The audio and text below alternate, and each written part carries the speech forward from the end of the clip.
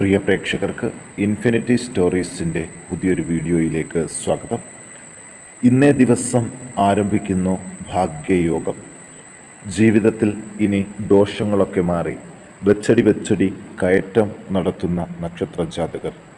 ഇവരുടെ ജീവിതത്തിൽ ഒട്ടനവധി നല്ല കാര്യങ്ങൾ ഇനി നടക്കാൻ പോവുകയാണ്. ഇതിനെക്കുറിച്ച് ഇൻഫിനിറ്റി സ്റ്റോറീസിൻ്റെ ഇന്നത്തെ വീഡിയോയിലൂടെ കൂടുതൽ കാര്യങ്ങൾ നിങ്ങൾക്ക് അറിയാൻ സാധിക്കും.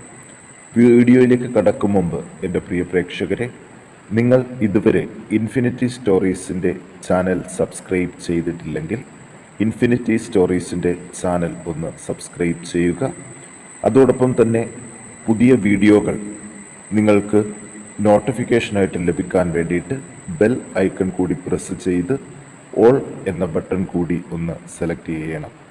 വീഡിയോ കണ്ടതിന് ശേഷം നിങ്ങളുടെ അഭിപ്രായം അത് എന്തു തന്നെയായാലും കമൻറ്റ് ബോക്സിൽ ഒന്ന് രേഖപ്പെടുത്താനും വീഡിയോ ലൈക്ക് ചെയ്യാനും കൂടി ഓർമ്മിപ്പിക്കുന്നു. എല്ലാവർക്കും ഇൻഫിനിറ്റി സ്റ്റോറീസിൻ്റെ ഈ വീഡിയോയിലേക്ക് ഒരിക്കൽ കൂടി സ്വാഗതം. നമുക്ക് നോക്കാം അശ്വതി നക്ഷത്ര ജാതകരെക്കുറിച്ച്. ഇവരുടെ ജീവിതത്തിൽ സകല ദോഷങ്ങൾക്കും അവസാനം കുറിക്കുന്ന ദിവസമാണ് ഇന്നത്തെ ദിവസം. ഇന്നു മുതൽ ഓരോ കാര്യങ്ങളിലും കൂടുതൽ ശ്രദ്ധ കൂടി പുലർത്തേണ്ടതുണ്ട്. വിശ്വാസവഞ്ചനകളിൽ അകപ്പെടാതെ ഒഴിഞ്ഞു നിൽക്കാൻ പ്രത്യേകം ശ്രദ്ധിക്കണം. വിദ്യാർത്ഥികൾ പഠനകാര്യത്തിൽ നിന്ന് മാറിപ്പോകാതിരിക്കാനും സദാ ജാഗരൂകമാകണം.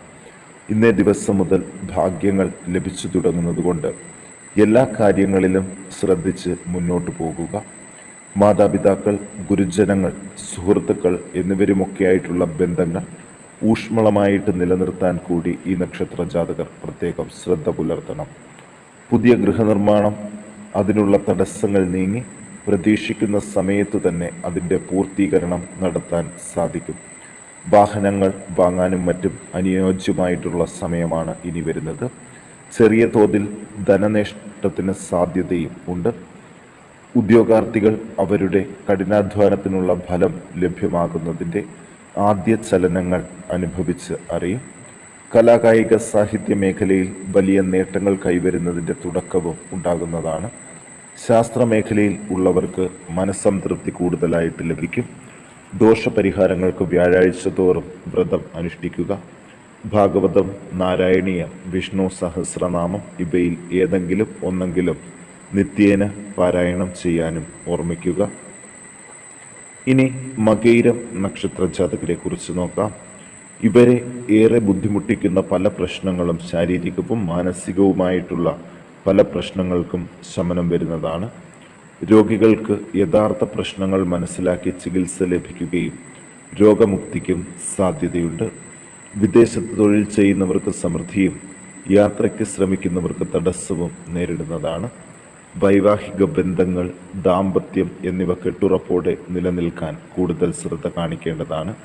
വ്യവസായികൾക്കും കച്ചവടക്കാർക്കും അപ്രതീക്ഷിത സാമ്പത്തിക ലാഭങ്ങൾ വന്നു ചേരും.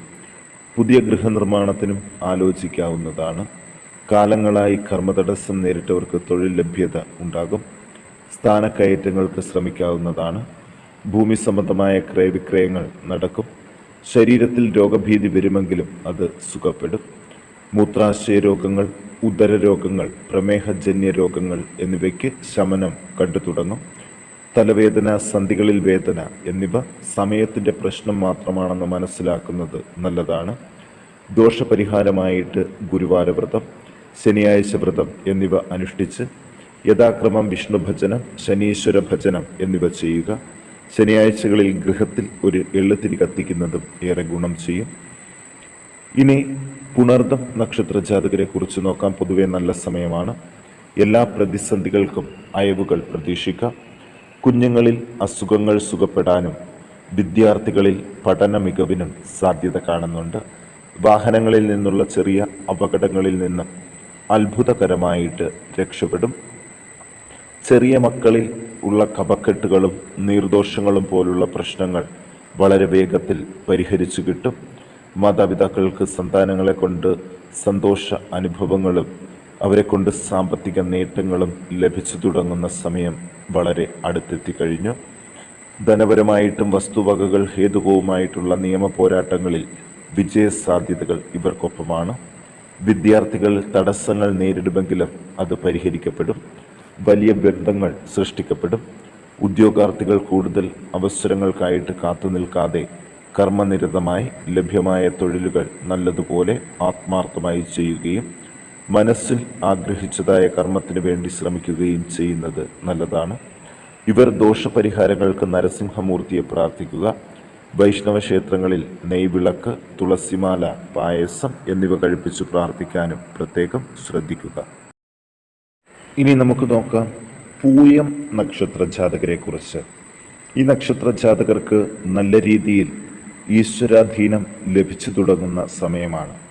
ഇത് നിലനിർത്തി കൊണ്ടുപോകേണ്ടതും വളരെ അത്യാവശ്യമായതുകൊണ്ട് ഇവർ ഗൃഹത്തിൽ ദിവസവും എള്ളുതിരി കത്തിച്ച് പ്രാർത്ഥിച്ച് മുന്നോട്ട് പോകാൻ ഒന്ന് ശ്രദ്ധിക്കണം. നാമജപങ്ങളിലൂടെ ഇവരുടെ ജീവിതത്തിൽ വലിയ അനുഗ്രഹങ്ങൾ നേടിയെടുക്കാൻ ഇവർക്ക് സാധിക്കും. ഈ കാലഘട്ടത്തിൽ ആത്മവിശ്വാസവും ഇവർക്ക് ഒരുപാട് ഗുണം ചെയ്യും. വ്യാഴത്തിൻ്റെ ആനുകൂല്യം ഉള്ളതുകൊണ്ട് ജീവിതത്തിൽ ഒരുപാട് നല്ല കാര്യങ്ങൾ ഉണ്ടാകാനുള്ള സാധ്യതകളും തെളിഞ്ഞു നിൽക്കുന്നുണ്ട്. ദുരിതങ്ങളിൽ നിന്ന് രക്ഷപ്പെടുവാനുള്ള സാധ്യതയും കാണുന്നുണ്ട്. സൗഹൃദങ്ങൾ, കുടുംബ ബന്ധങ്ങൾ എന്നിവിടങ്ങളിൽ ശൈഥില്യം വരാതിരിക്കാൻ വേണ്ടതായ മുൻകരുതലുകൾ ഉണ്ടാക്കിയെടുക്കേണ്ടതാണ്. ചെറിയ കുഞ്ഞുങ്ങൾക്ക് കഫജന്യമായ അസുഖങ്ങൾക്ക് സാധ്യത ഏറെയാണ്. എങ്കിലും ഒരു തരത്തിലും ഭയപ്പെടേണ്ടതില്ല. വിദേശത്ത് തൊഴിൽ എടുക്കുന്നവരും വ്യാപാരങ്ങൾ നടത്തുന്നവരും മുമ്പ് സംഭവിച്ചതായ നഷ്ടങ്ങളിൽ നിന്നും പതുക്കെയാണെങ്കിലും കരകയറുവാൻ തുടങ്ങും. തൊഴിൽ അന്വേഷകർക്കും അഭ്യസ്ത വിദ്യർക്കും ശുഭകാര്യങ്ങൾ സംഭവിക്കുകയും ചെയ്യും. ഇവർ ദോഷപരിഹാരങ്ങൾക്ക് ശനിയാഴ്ച വ്രതം അനുഷ്ഠിക്കുക.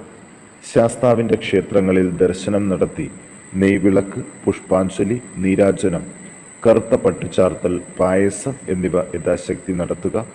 ജന്മനാളുകളിൽ ശിവക്ഷേത്രത്തിൽ ആയുസൂക്തം, പുഷ്പാഞ്ജലി, ശംഖാഭിഷേകം, വിളക്ക് എന്നിവ നടത്തുന്നതും നല്ലതാണ്. ഇനി ഉത്രം നക്ഷത്ര ജാതകരെ കുറിച്ച് നോക്കാം.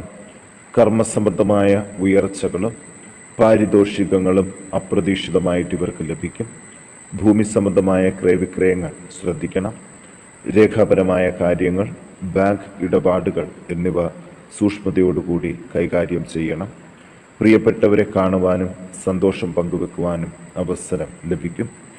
നഷ്ടപ്പെട്ട ധനം തിരികെ ലഭിക്കും.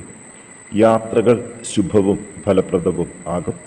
കർഷകർക്കും കലാകാരന്മാർക്കും പൊതുവെ മെച്ചപ്പെട്ട ഫലങ്ങൾ ഉണ്ടാകും. മുടങ്ങി നിൽക്കുന്ന വിദേശയാത്രകൾ തടസ്സങ്ങൾ നീങ്ങി നല്ല രീതിയിൽ ശുഭമായിട്ട് നടക്കും. കാലുകൾക്കും ഉദരത്തിനും ഉള്ള അസുഖങ്ങളും വേദനയും മാറിക്കിട്ടും. ആയുധങ്ങൾ, മറ്റ് ഇരുമ്പ് കൊണ്ടുള്ള വസ്തുക്കൾ, യന്ത്രങ്ങൾ എന്നിവയിൽ നിന്നൊക്കെയുള്ള അപകടങ്ങൾ ഈ കാലഘട്ടത്തിൽ ശ്രദ്ധിക്കണം. പുതിയ ഗൃഹങ്ങൾ നിർമ്മിക്കുവാനോ വാങ്ങുവാനോ പറ്റിയ സമയമാണ്. ധനവിനിയോഗം കാര്യക്ഷമവും ശ്രദ്ധാപൂർവവും ആക്കുക.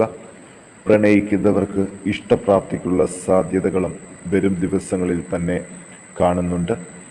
ഇനി അത്തം നക്ഷത്ര ജാതകരെ കുറിച്ച് നോക്കാം.